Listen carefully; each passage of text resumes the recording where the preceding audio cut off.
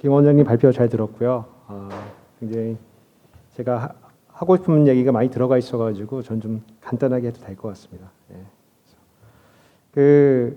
이 재정 건전성이라 그러면은 보통 우리 머릿속에 전문가하고 뭐 기재부 공무원 분들도 마찬가지겠지만 대충 한 60에서 65 정도의 그 국가 채무 비율이 머릿속에 들어가 있습니다.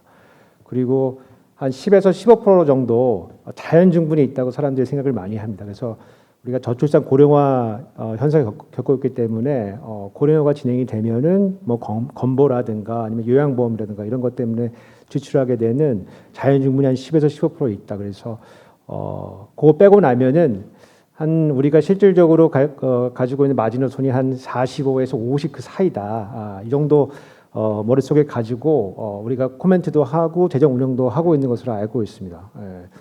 그렇기 때문에 이제 지난 우리 그 긴급 재난지원금 결정 과정을 보게 되면은 그 관료라든가 아니면 청와대라든가 이런 데서 저지선이 만들어지는데 대충 그 정도 생각을 하고 거기 넘었으면 곤란하다라는 이제 생각을 많이 가지고 있었고요. 그렇기 때문에 50% 지원한다, 70% 지원한다. 그리고 그렇게 논의하면서 한 2달 정도 시간을 보내 가지고 사실은 우리가 받았을 때 정도 되면은 긴급성은 많이 사라진.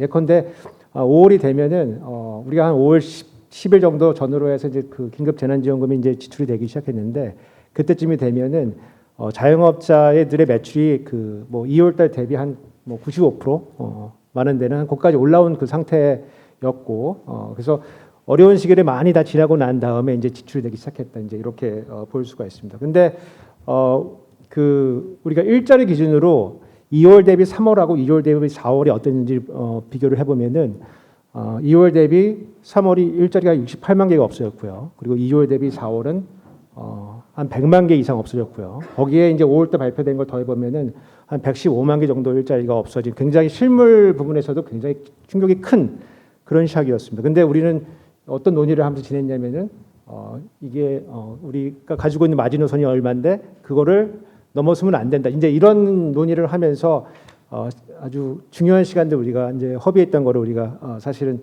좀 반성할 필요가 있을 것 같습니다. 근데 이 60%라고 하는 마지노선이 사실은 더 없는 약간 근거 없는 선입니다, 사실은. 왜냐하면 60%라고 하던 게 우리가 97년도, 98년도에 그 IMF 그 외환위기 겪으면서 그리고 그 유럽의 국가들이 이제 그 만들어질 때 서로 그 동의한 국가 부채 채무 그 수준에 대비해 봤을 때 우리가 그 정도가 되면 위험하다는 거지. 지금 와서 평가해 보면은 그런 국가들 전부 다 거의 100% 가까이 넘어갔거든요. 그래서 우리도 사실은 정보를 좀 업데이트할 필요가 있다. 그래서 국가 채무 비율이라고 하는 것이 뭐 60%면 되고 뭐 70%면 안 되고 뭐 이런 게 아니고 지금 옛날과 비교해 봤을 때 상당히 지금 변화 있는 상태이기 때문에 앞으로 그것에 대한 좀 연구가 좀 필요하다는 생각이 좀 들고요.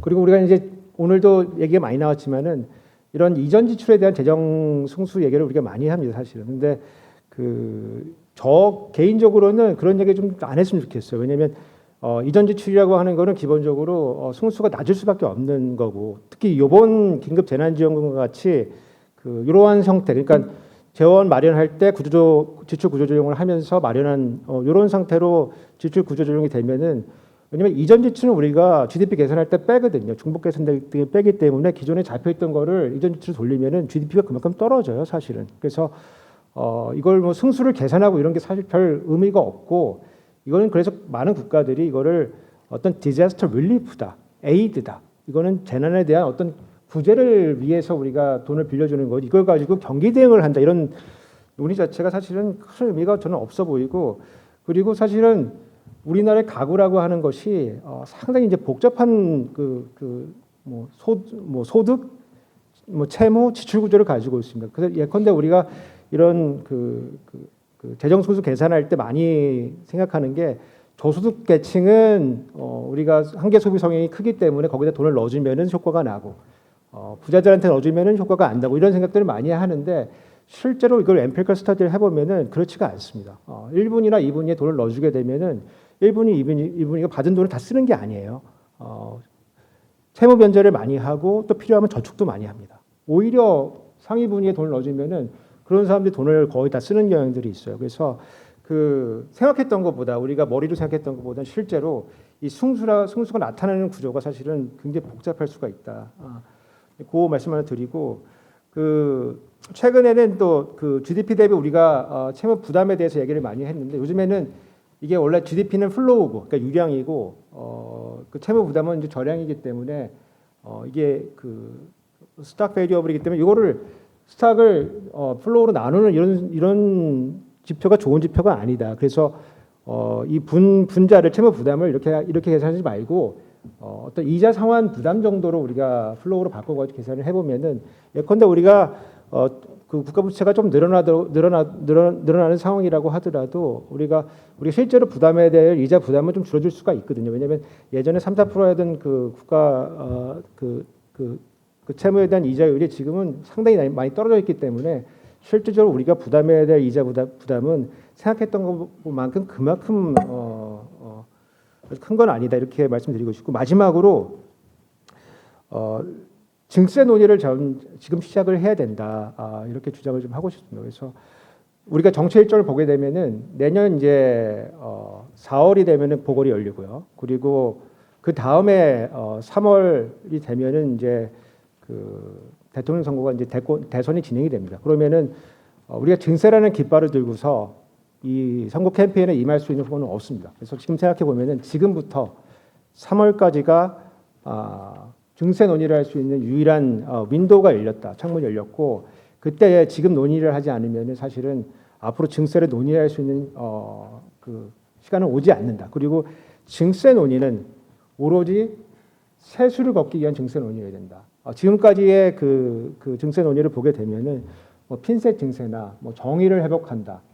뭐 이런 차원에서 아니면 소득 분배를 개선한다는 차원에서 논의를 많이 했는데 우리의 그 복지국가로 향한 로드맵을 보게 되면은 보편적인 증세, 그러니까 세수를 그 본격적으로 확대하기 위한 이런 증세 논의 없이는 사실은 복지국가로 가기 위한 이런 약속들 그리고 이런 정책들을 허언에 지나지 않는다. 그래서 이것이 진정성 있는 정책인 걸 보여주기 위해서는 반드시 증세 논의를 해야 되고 제가 판단할 때는 부가가치세 증세 논의를 이제 해야 된다. 그래서 약간 좀 부담스러운 상황이긴 하지만은 그 로드맵 정도는 그 우리가 논의를 해야 되고 우리가 1977년도에 제일 처음 부가가치세를 도입했을 때 13%의 세율에 3% 탄력 세율을 가지고 도입을 했었고요. 그리고 1975년도에 그 부가가치세 도입을 위한 유럽의 이제 현장 조사를 4명이 나가게 되는데 그 중에 한 명이 30세 중반인 김종인 위원장이었습니다. 그래서 그때 당시 굉장히 13%에 대한 아주 강한 의견을 가지고 있었던 걸로 제가 이제 알고 있는데 지금 뭐 야당 비대위원장 이제 김종인 위원장이시니까 그걸 논의를 좀 잘 이어 나가서 보편적 증세로 향한 논의를 시작했으면 좋겠다 이렇게 말씀드리고 싶습니다. 감사합니다. 예.